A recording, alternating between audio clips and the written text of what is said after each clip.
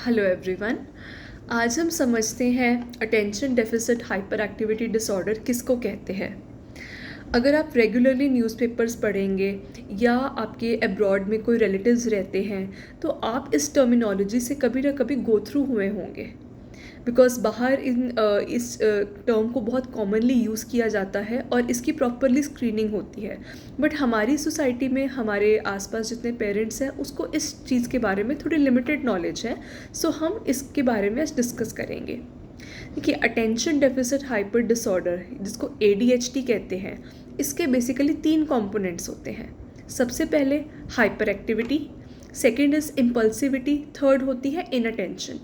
कहने का मतलब है, अगर एक बच्चा अपनी एज के अकॉर्डिंग बहुत ज़्यादा इम्पल्सिव है, बहुत ज़्यादा हाइपर एक्टिव है या इनअटेंटिव है, ध्यान नहीं देता अपनी चीज़ों में, तो हम शक कर सकते हैं कि बच्चे में ये प्रॉब्लम है।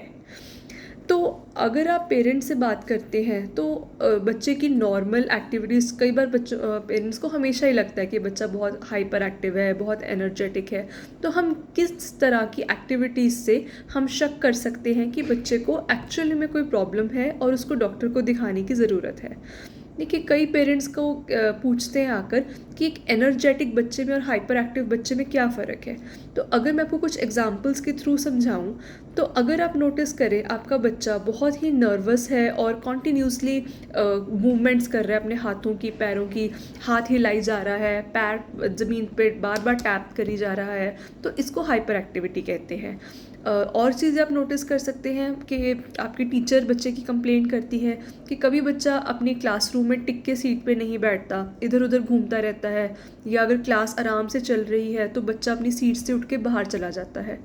या आप नोटिस करते हैं कि अगर आप बच्चे को कोई गेम समझाने की कोशिश करते हैं या अगर बच्चा कोई एक्टिविटी खेल रहा है, अगर नॉर्मल बच्चे उसको आराम से खेल रहे हैं तो बच्चा बहुत हाइपर एक्टिव हो जाता है या उस गेम को ख़राब करने की कोशिश करता है। फिर आप देखते हैं कि बच्चा आपका बहुत एक्सेसिवली बोली जा रहा है और कॉन्टीन्यूसली इधर उधर भागी जा रहा है। आप जिसको कहते हैं कि बच्चे को चाबी लगी हुई है, मोटर लगी हुई है, इसको हम नॉर्मल टर्म्स में कहते हैं। सेकेंडली, हम कैसे कहेंगे कि बच्चा बहुत इम्पल्सिव है।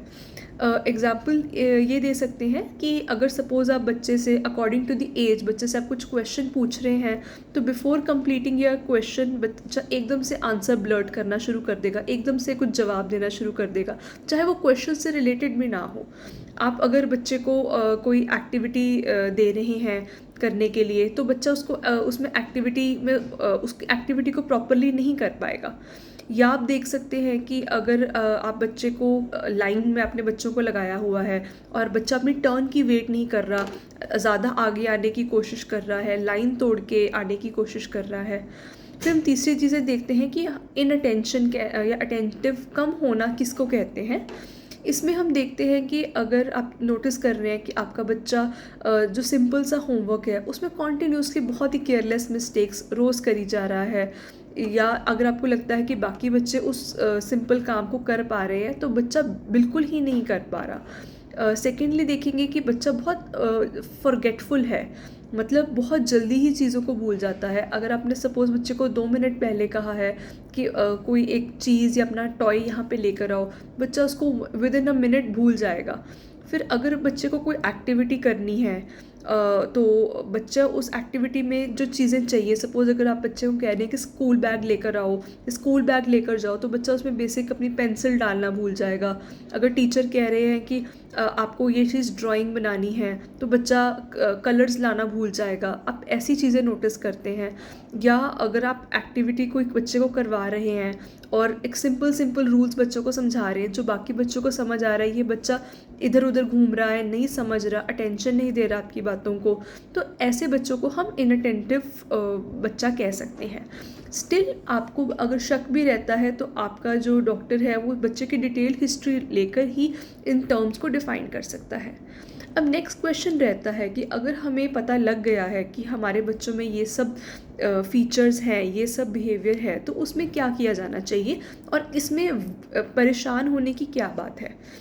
देखिए, अगर आपका बच्चा अटेंशन हाइपर एक्टिव डिसऑर्डर है किसी बच्चे को, तो आप किसी चाइल्ड साइकोलॉजिस्ट के पास जा सकते हैं, कोई एडोलसेंट साइकोलॉजिस्ट के पास जा सकते हैं, अपने डॉक्टर को साथ एक बार सलाह कर सकते हैं। वो कुछ हिस्ट्री के थ्रू, आपकी जेनेटिक हिस्ट्री के थ्रू इस चीज़ के डायग्नोसिस पे पहुंचते हैं। शक रहता है कि बच्चे को इसके अलावा अगर ये प्रॉब्लम है, तो जैसे कुछ प्रॉब्लम्स जैसे ऑटिज़म होती है, ठीक है, और कह सकते हैं एंग्जाइटी डिसऑर्डर्स होते हैं, जो कुछ जेनेटिक प्रॉब्लम्स हैं, या कह सकते हैं कुछ जीन्स में डिफेक्ट होता है, उस वजह से और भी प्रॉब्लम्स हो सकती हैं, जो बच्चे को धीरे धीरे हिस्ट्री लेने से जल्दी डायग्नोस की जा सकती है और उसका जल्दी इलाज भी किया जा सकता है। अगर आपके बच्चे में ऐसी कोई प्रॉब्लम डायग्नोस होती भी है, तो इसमें बहुत वरी करने की नहीं ज़रूरत, या हम ऐसा नहीं कह सकते कि बच्चा कभी ठीक नहीं हो सकता। बच्चों के साथ बहुत एक्सेसिव स्ट्रिक्टनेस रखना, या बच्चों को डांटना, या पेरेंट्स को ब्लेम करना, टीचर्स को या बच्चे को ब्लेम करना, this is not the solution. ऐसी बहुत सी बिहेवियरल थेरेपीज़ आती हैं जिससे बच्चे के इन फीचर्स को कंट्रोल किया जा सकता है, और बहुत एक्सेस में हो तो कुछ मेडिसिन के थ्रू भी इन फीचर्स को कंट्रोल किया जा सकता है। ऐसे जैसे हाइपर एक्टिव है बच्चा, हम देखते हैं विद एज अगर टाइम से बच्चे को ट्रीटमेंट मिले तो ये चीज़ें काफ़ी कंट्रोल की जा सकती हैं। अब बच्चा जैसे इम्पल्सिव है, ये ऐसे फीचर्स हैं जो हो सकता है पूरी तरह से ठीक ना हो सके, पर फिर भी काफ़ी हद तक कंट्रोल किए जा सके, और बड़े होकर बच्चों को और मेंटल हेल्थ डिसऑर्डर से बचाया जा सकता है। तो ऐसा नहीं है कि ये बच्चे हम बिल्कुल ही आइसोलेट करें या आउट ऑफ सोसाइटी रखें, क्योंकि देखिए आजकल 70% बच्चों में ऐसी कुछ डिजीज़ेस देखी जाती हैं, बट टाइमली इंटरवेंशन से, अर्ली स्टिमुलेशन से, प्रॉपर बिहेवियर थेरेपी से इस चीज़ को सॉल्व किया जा सकता है। Thank you.